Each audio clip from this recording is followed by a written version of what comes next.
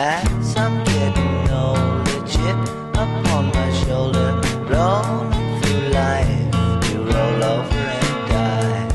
La la la la, la la la la, la la la la, oh.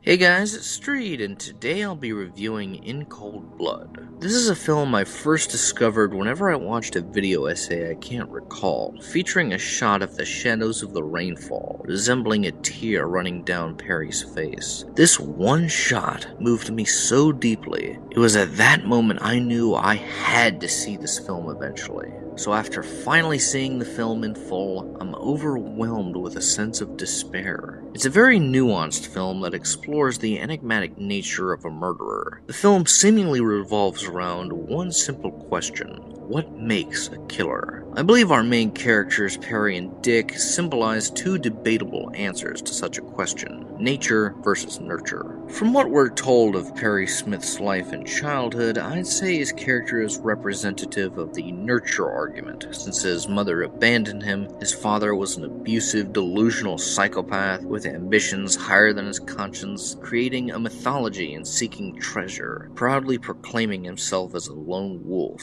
Naturally, because of Perry's grief-stricken life, he's carrying immense psychological trauma that manifests in a murderous rage. The same murderous rage that led to the grisly death of the Clutter family. Perry Smith is undeniably a monster, but what makes him so frightening and tragic is how human of a monster he is. In juxtaposition to his crimes and brutality, we're shown a softer side of Perry that enjoys art. Even his delusions of grandeur are shown in a childlike lens of wonder. I can see glints of myself within Perry Smith. I've lived through a similarly harsh childhood. Perry Smith could be any one of us if pushed far enough, but while he is worth sympathy, murder is never excusable, and Perry dies in the end for spreading his pain in lieu of healing it. The character of Dick Hickok is what I'd say our representative of the nature argument is, since it's well established that he was raised by a decent, God-fearing family, or a loving father at the very least. Yet I'd classify him as the more evil of the two.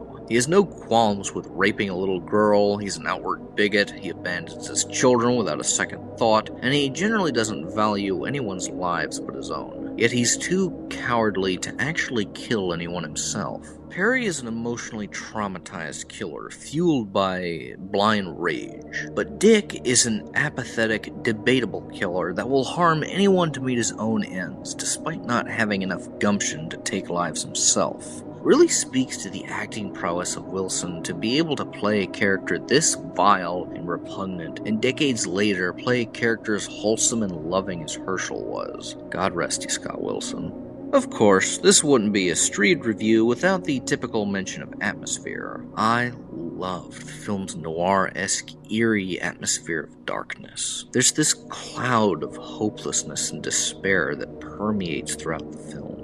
There's a stark emphasis on shadows and light as well. For me, it serves to heighten the emotional atmosphere of a scene.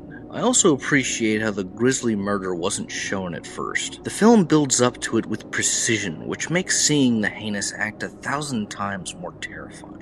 The Clutter family killing isn't graphic, yet it feels graphic. It feels so visceral and uncompromising. These were innocent people, senselessly slaughtered for something as meaningless as money. Genuinely one of the most harrowing home invasion scenes put to screen. Of course, the ending is an equally intense sequence. After 5 long years of dodging the dagger of death, Perry and Dick rendezvous with eternity. Dick is selfish until the end, believing he'll enter a paradise beyond this world, whilst Perry is remorseful, consumed by his sadness, and dying by it, as the film ends with a haunting shot of his lifeless corpse hanging. Overall, In Cold Blood was a disquieting, uncompromising, and grisly examination of what creates a killer, what drives a person to betray their humanity and commit acts of insanity with a perfectly sane mind. So, if you're keen on suspenseful, thoughtful, and morose films, give it a watch in the early hours of dawn. 10 out of 10. Nothing's quite the same as you know.